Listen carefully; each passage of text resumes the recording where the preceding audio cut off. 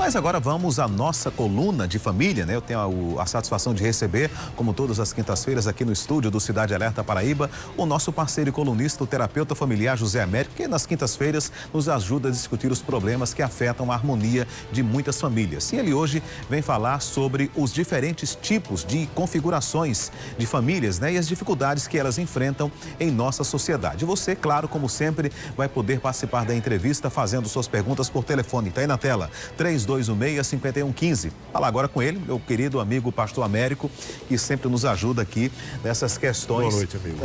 De problemas de família.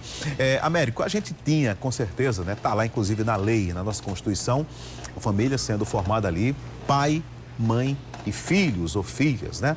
Nuclear chamado. Mas hoje temos várias outras configurações, né? Não estou nem falando daquela questão das famílias homoafetivas, mas também as famílias formadas pela mãe que cria sozinha os filhos, pela morte do pai, ou porque o pai foi embora, a separação, avós que criam os filhos, tios que criam os filhos, irmãos que criam os irmãos menores, né? Como se fossem os próprios pais. E aí, Américo, como é que é essa situação dessas novas configurações familiares que temos atualmente? Boa noite a todos e a todas. É uma realidade inquestionável, com, eu diria, diversas formas de ser entendida e de influenciar na formação dessas crianças, que é o alvo maior e o foco maior. Temos algumas configurações que são inevitáveis, as monoparentais, e hoje cresce, segundo o IBGE, já chega a 15% da população brasileira, aqueles que sozinho, né, mãe solteira, pai solteiro, inclusive, não é? E também viúvos e viúvas que assumem seus filhos, não querem um novo relacionamento, cresce muito. Tem dificuldades, porém, nós temos visto, né, um certo equilíbrio, não é? E parabenizamos até muitos que assumem a paternidade sem ser uma maternidade, no sentido de amparar crianças, às vezes parentes, que perdem seus pais por diversos motivos, inclusive drogas também têm feito isso. Isso é uma realidade, porém, eu vejo de forma positiva e necessária, que chega a situações em que, ao invés de ir para uma creche ou um abrigo qualquer aí, para doações, alguém ampara da família e forma uma família. E temos visto até a caso de pessoa adolescente ser admitida e formar uma família, o que é o ideal. Né? Agora, Américo, e a questão, por exemplo, de algum tipo de preconceito que essas novas configurações familiares, por exemplo, o pai que cria os filhos e a mãe é ausente, ou a mãe que não tem o pai ausente cria os filhos, né? Na escola, por exemplo, às vezes as crianças não entendem, né? Nas festinhas da escola, porque só vem o pai, porque só vem a mãe. E essa situação, por exemplo, do preconceito, principalmente nas escolas das outras crianças. Também é outra realidade, infelizmente. O que se pode dizer? A criança em si não tem culpa nenhuma de estar só a mãe presente ou só o pai, em primeiro lugar. Isso deve ser cultivado na mente de todas as crianças, pelos pais que tenham, pelos professores, o respeito a essa situação, né? Então, é um trabalho que deve ser feito constantemente para que não haja, por parte de crianças, discriminação sobre uma pessoa que não tem culpa de nada. E os preconceitos existem, porém, observa-se que todos eles de forma infundada, injustificada, sem valor nenhum. Porque o fato de uma mãe solteira, mas ela cumpre o papel, ela desempenha o seu papel, é digna de respeito, de aplauso até. E não de discriminação, porque o filho não ter o pai por perto, muitas vezes independe das pessoas da situação. Então, o que é importante é que as crianças que sofrem desse tipo de discriminação, e chega até bullying, seja trabalhado por aqueles que cuidam, seus cuidadores, mostrando que não tem do que se envergonhar, porque a situação que eles estão vivendo, mas tem alguém que ama, que é alguém que cuida e que supre, de certa forma, a necessidade do outro que, por motivos diversos, abandonaram ou deixaram a casa. Isso é a realidade. Agora, Américo, em alguns casos, por exemplo, que você falou, né? Muitas vezes, mães ou pais que por algum motivo houve ali aquela cisão do casal e não tem mais aquela vontade de ter um novo relacionamento. Isso é saudável? E, assim, a questão, por exemplo, você como um religioso, o que é, por exemplo, que a Bíblia fala sobre isso? Seria melhor que essa pessoa procurasse um novo companheiro ou ficasse daquela maneira que ela acha que deve ficar? É interessante, a Bíblia não trata desse aspecto assim, porque cada caso é um caso, não é? E nós temos visto o seguinte, essas pessoas se determinam a não querer mais no relacionamento, tem suas razões por quê, mas são pessoas que se desdobram para criar seus filhos com dignidade.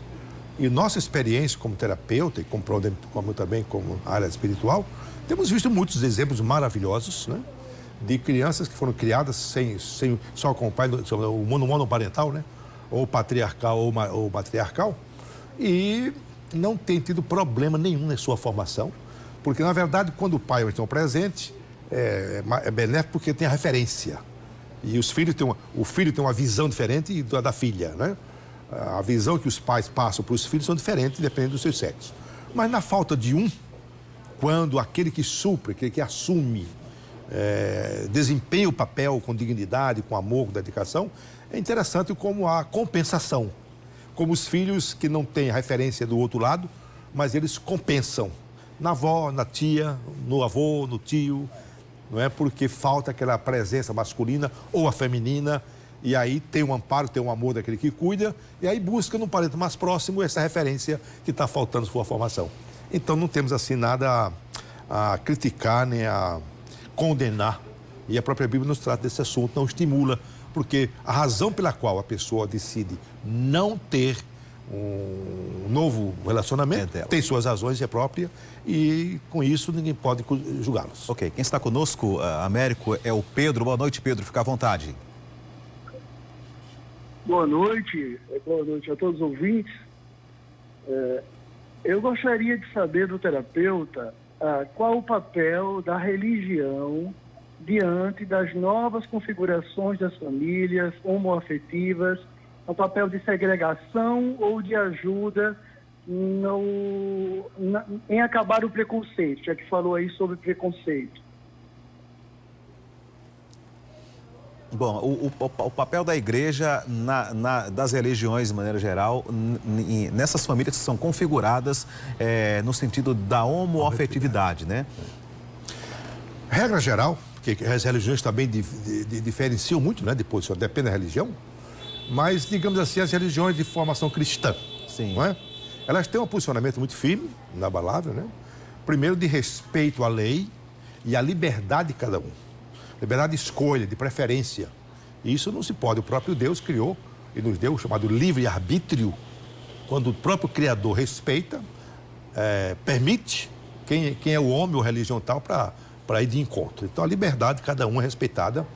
Isso não quer dizer que a religião vai concordar e mudar os seus parâmetros, suas doutrinas.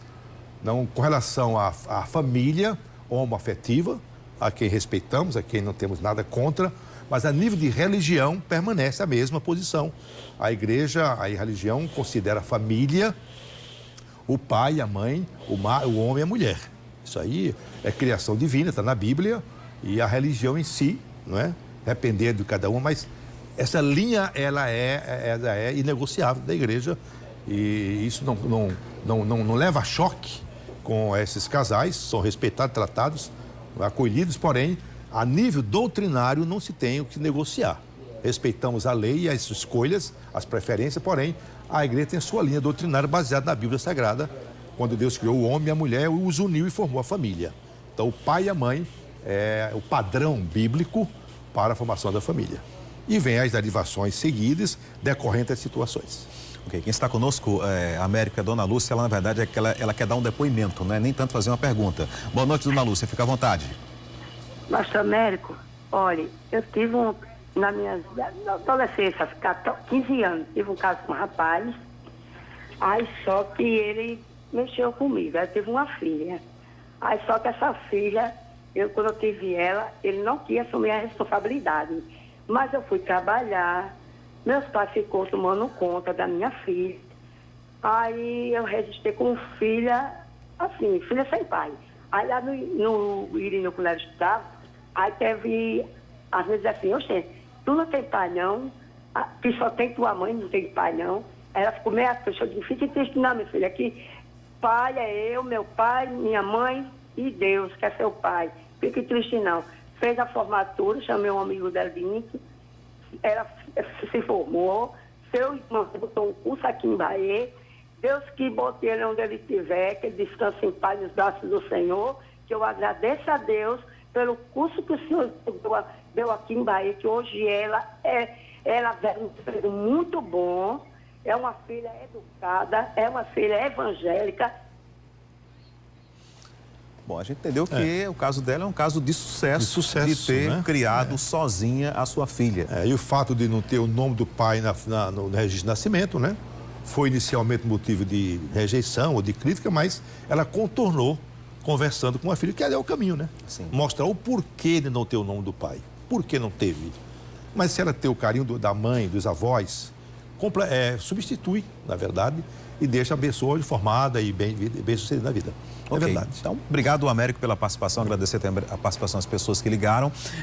Ficamos por aqui em função do nosso tempo, mas aguardando a próxima quinta-feira com mais um tema aí de interesse de todos que nos acompanham aqui no Cidade Alerta Paraíba. Então, boa noite obrigado para você, pastor, e até a próxima Se quinta-feira. Deus permitir.